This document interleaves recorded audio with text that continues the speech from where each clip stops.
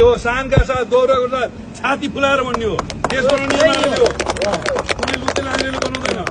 कहिलेकाहीँ अप्ठ्यारो आउँछ, यो अप्ठ्यारो केही होइन, आउँछ जान्छ। यो त हुरी आएको जस्तो, हिजो हुरी आयो आज ल कुच्ची चिन्ची आउँछ, तब आउँछ। अस्ति जस्तो मान्छे आउँछ, गोली आउँछ अरे के आउँछ अरे के आउँछ, के क्षति हुन्छ? घर बतिसक्यो, भ्रष्टाचार कन्ट्रोल गर भनेर घर बताउनु पाइन्छ? अब घर बत्यो त के हुन्छ? ज्यान निकाल्छ, ल निकाल त, ल गोली हान्दा म त थाल्नु तयार छु, ल को छ 600 जना हत्याधारी छन्, हेरौँ न त ल। यस्तो हावा कुरा गर्ने। त्यही भएर तपाईँहरू ढुक्क हुने। केपी बा राष्ट्रिय पिता हो। केपी बाको घर जलाएर राष्ट्रिय सम्पत्ति स्वाहा पारेका छन्। यिनीहरूलाई एक एक हिसाब हुनुपर्छ। केपी बाको घरलाई राष्ट्रिय लाइब्रेरी बनाए के हुन्थ्यो? जलाउनु पर्थ्यो? को हो त्यो जलाउने? तिनका हिसाब हुनु पर्दैन? टिकटक रिलहरू सबै यिनीहरूले मेट्छन्, तुरन्त डाउनलोड गर्ने, एक एक खोज्ने, भदुरबाट खोज्न सुरु भइसकेको छ। प्रहरीले बुझाउने, प्रहरीका चौकीहरू जाँदा भत्का छन् त्यसलाई बनाउने। प्रहरी बाहेक केही पनि नहुनु फेरि तपाईँ सबै बनाउँदै हिँड्नु होला। फेरि तपाईँहरू वडा कार्यालयमा रङ लगाउँदै हिँड्दैन तपाईँ, वडा एसयू छुट्टै बस्ने कोठा लिएर। एमालेका वडा मात्रै किन भत्काइयो त्यहाँ? अरूको वडा किन भत्काइएन?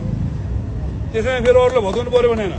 एमालेको कार्यालय भत्काउने, केपी ओलीको घर जलाउने, महेश बस्नेतको घर जलाउने, अनि महेश बस्नेत जुट्याउने, रविन्द्र सापकोटाको घर जलाउने, वासुदेव थापाको घर जलाउने। के हो नियत? किरणजीलाई म एकदम स्यालुट गर्छु, शिवडलले साथीहरूलाई। लुटेराहरूले जग्गादेखिबाट पुलिसको बन्दुक लुकेर किरणले जाँदाखेरि तरबार लिएर 20 जना मान्छे निस्केपछि घर बच्यो।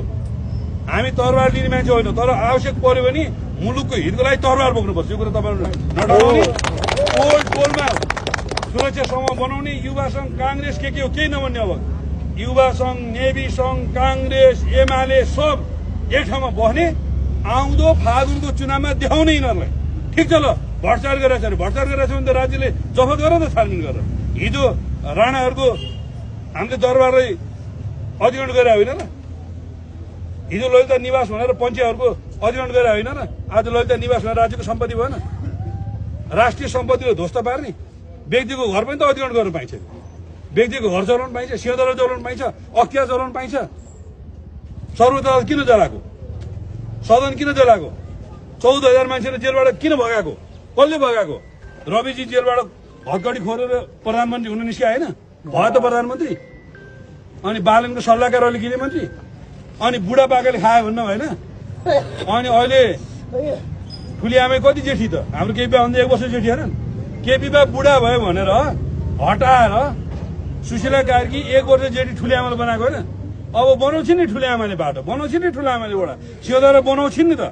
केपी ओलीले हामीले त धराएर बनायौँ, लुम्बिनीले चाहिँ पोखरा एयरपोर्ट बनायौँ, खानकोट सुरु मार्ग बनायौँ, बालकोटदेखि गुन्डुदेखि ठिमीदेखि भक्तपुरको अधिकांश बाटो कहीँ छ पिच हुने बाँकी। अब के गरे?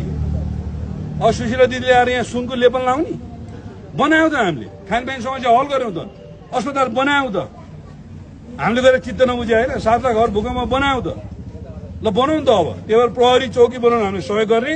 तालिबानी र बोके हराम जस्तै हाम्रा प्रहरीहरूलाई यिनीहरूले मारेका छन्, हाम्रा प्रहरीहरूले लहटेका छन्। बागमती नदीमा आत्मसमर्पण गरेर भागेको प्रहरीलाई कुटी कुटी विष्णु पौडेल र महेश प्रसाद भनेर भनेका छन्। यी त बोके हराम हुन्, यिनीहरू त तालिबानी हुन्। यिनीहरूसँग त कुनै सद्भाव राख्ने। अब एकजना दाइले भन्नुहुन्थ्यो के कुरा जहाज हो, केही जहाज होइन। जसरी हिजो माओवादीले लुट्या थियो, यिनीहरू बोके हराम हुन्, यिनीहरू तालिबान हुन्। यो खालका मान्छेहरूलाई चाहिँ हामीले एक एक गरी समाउनु पर्छ। त्यो यो कुरामा चाहिँ तपाईँहरू ढुक्क भएर लाग्ने, दह्रो मनोबल बढाउने, टोलमा सङ्गठित हुने। अहिले पार्टीभन्दा माथि उठेर काङ्ग्रेस माओवादी सबै मिलेर चाहिँ गर्ने। केही चाहिँ यसो काहीँ समस्या छ र यहाँ मिनबाद दाई जस्तो हेर्नु त, भाटपट्टि नेपालको गौरव थिएन? किन जलाएको, किन लुटेको? त्यहाँभित्र मान्छे